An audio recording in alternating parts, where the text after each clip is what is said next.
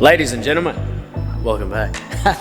So today is the day. There's been a lot of moments throughout the very short-lived history of RSR, but regardless, throughout our journey, there's been some pretty important moments relative to the sort of cars we've been entrusted and had faith put in us to bring back to the best condition they can be. So we've been given a lot of opportunities to work on some extremely special cars, and there's never really a way to say this one's more special than the other or this, that and the other. Obviously everything is unique in its own way, but most importantly, sometimes there's cars that might be rarer than others, which can increase, I guess, their value in terms of what they are. But beauty is in the eye of the beholder, and certain cars, although might be a high volume car, can certainly be just as special as a low volume car.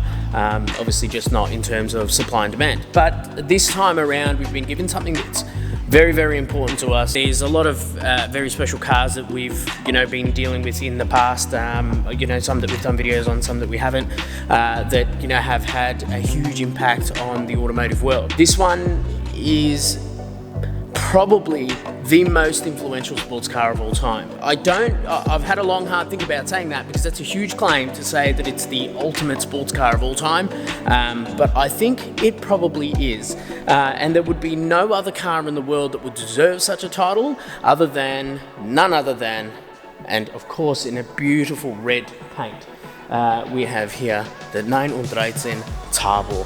So this, ladies and gentlemen, is a 1982 Porsche 930 Turbo. Being an 82, it's the later model, so the 3.3 litre with the air-to-air intercooler, making a massive 200 kilowatts? Making a massive 200 kilowatts, which back in the day was an insurmountable amount of power. There was nothing really getting around with that sort of power. But this car is special in many ways. Moreover, that one of those reasons being that it set the benchmark for what a sports car should be.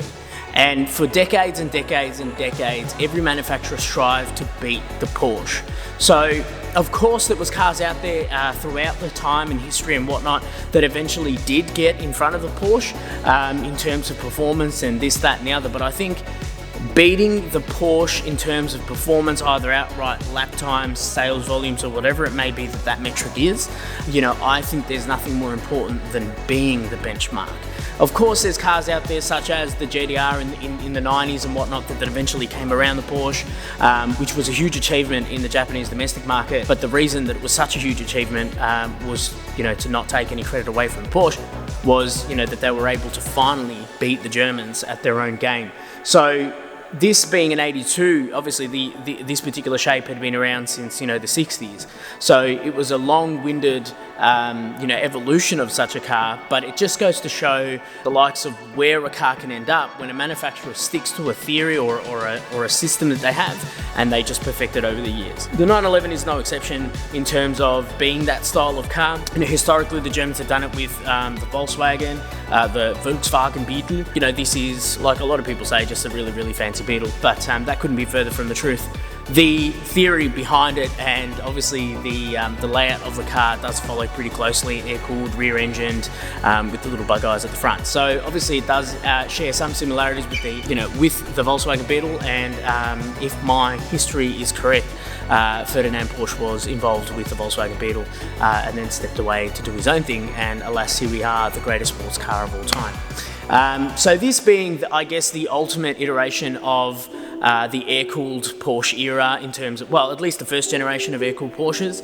I'm by no stretch any sort of Porsche, I guess, specialist or anything to that matter, but obviously having had such an impact on me as a person and, even the cars that I'm into, I suppose, and when I say that, I'm pretty broadly into everything, the Porsche has always been something that's been ultra special. There's so many elements about this car that make it special on a visual basis, but I think that, the legacy of the 911/930 comes primarily from its straight up outclassing performance. Being a notoriously difficult car to drive obviously gave it some of that aura that it was, which still is, isn't it? I guess, these vehicles are in huge demand now. Some of these are fetching north of 350 grand, and really clean examples are close to $500,000. So this particular car was never, I guess, meant to be a $500,000 car. It's quite high off the floor in terms of the clearance that it has. It's air cooled, and it's quite a robust car. So it's amazing to think that these cars were kind of designed with, outright performance in their mind, but could still be driven probably. I would dare say that you could probably drive one of these around the world, given a little bit of modification. And I'm sure many people have done so. So it was, yes, a sports car, but a very versatile one at that. The only thing that obviously, has followed its legacy is how notoriously difficult they were to drive. So, I had been very, very fortunate enough to have gone to Germany at one stage not too many years ago, and I was able to go to the Porsche Center, the Porsche Museum, and while I was there I thought I'd take advantage and I would drive a 911. So I hired a 911, so at the time it would have been the current shape, which would have been 2019 Carrera 4S. It was a Carrera 4S, but it was fully loaded from the factory, so it had the the factory options, the spoiler, the wheels, and the chrono pack and all the rest of it. So it was a pretty decked out 911, and I drove that car. It was raining, but it didn't matter. They had an open section of the autobahn there, so I was able to stretch the legs of that car quite well and enjoy the 911 experience. And I recall people always saying, once you drive a 911, you can't go back. And after having driven that car, although it was an immensely special experience and it was quite a crazy amount of performance, and it was a huge lump of performance. The car drove excellent. It did everything amazingly, but it didn't leave me with that sense of burning desire to sell every asset that I own and buy one. However, when this car arrived on the truck and it came off and we then had to back it into the shop a little bit later on, when you get in this car, there is an overwhelming sense of intimidation. And that can be seen as a good thing or as a bad thing. Everybody knows that a rear engine turbo 930 with turbo lag, snap over CR are an incredibly challenging car to drive, and you get that sense as soon as you flick the key. Now, a lot of the stuff is almost at a French level of weirdness in terms of where everything is, like your rear demister is where the handbrake is. So really, really strange, but it's not the sense of ergonomics that make it intimidating. It's the sense of having the car on. And I just drove it literally from the front of the shop into the shop. I could feel the immense sense of presence that this car has, and that it cannot be driven like every other car. And you would have to have a pretty low sense of self-awareness to drive one of these at the limit the first time you drive it. I think that finding the limit of this car would be so difficult because it'd be so scary on the way there. So it genuinely blew my mind that a lot of people say, air-cooled 911s are really, really special cars and this, that and the other, and man, I can tell you they are unbelievable. It felt so sensational. I can't think of another word other than sensational. It just felt like there was so much happening, there was so much vibration. It was a very visceral experience, and I'm talking moving a car 7 meters into a shop in reverse. There is something to be said about the really, really dominating presence, sense of being in a 930 turbo. So very few cars in my life that I've been fortunate enough to be part of or drive or whatever, very, very few cars have come close, if any have ever come close to being what is mostly a factory car, obviously a very, very wild factory car, but very few factory cars have made me feel the sense of wow, this is really something that I'm dealing with.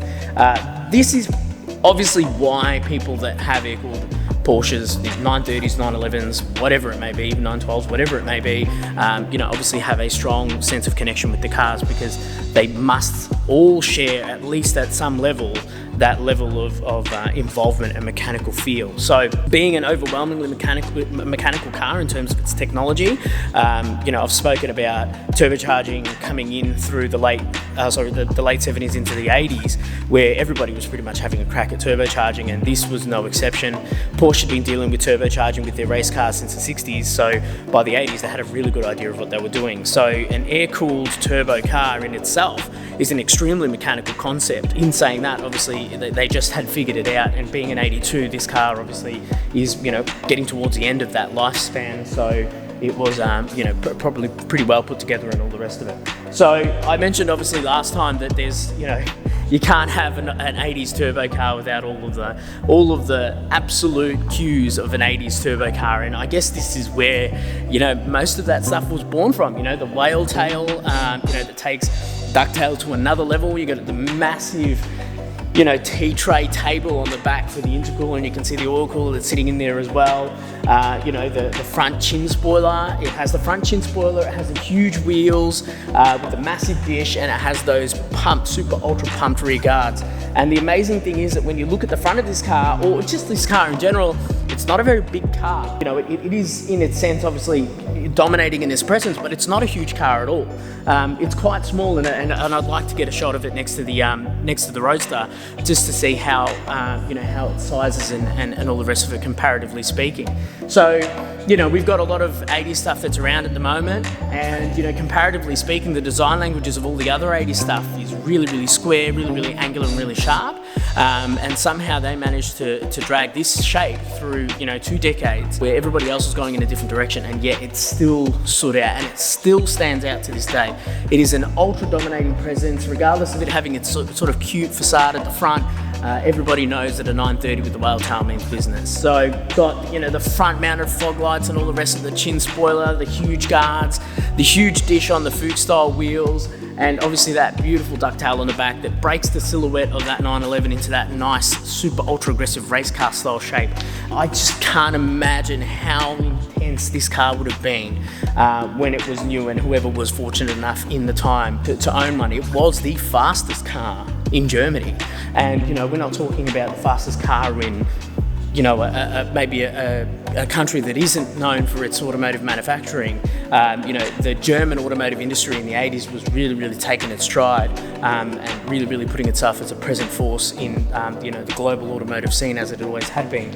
And this right here was the pinnacle of German engineering. This was the fastest car you could buy, and it would do damage to the Italians, it would do damage to everything in and around the world, and it was such an amazing piece of engineering. And from there, that car became the benchmark for everything else to be based. If you were faster than a 911, or if you were faster than a Porsche for so many decades, that being faster than a Porsche really meant something. So, engineered, built in Germany, and done the way that the Germans do things.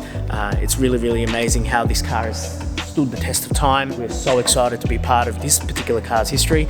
It's a relatively low example car as well, so it's quite nice in its presence. The paint looks amazing. We are going to be doing an underbody and touching up anywhere else that we see the opportunity to refine. So yeah, really grateful to have an opportunity. This car is so important to us. I'm not saying that any other car would be less important or anything to that effect, but this was definitely one of the cars that we really wanted to be part of. We really wanted to have one of these in the shop, so I'm ultra mega excited. We're both beside ourselves and can't wait to get working on it. It's probably going to be something we spend quite a few days of work on.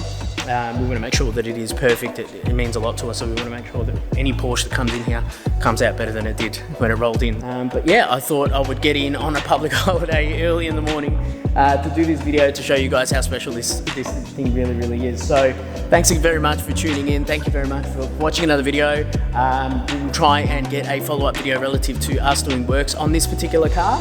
But yeah, enjoy the beautiful engineering, the German marvel that is the 930 Turbo. Thanks again for watching the video, guys. I appreciate you all, and we'll see you on the next one.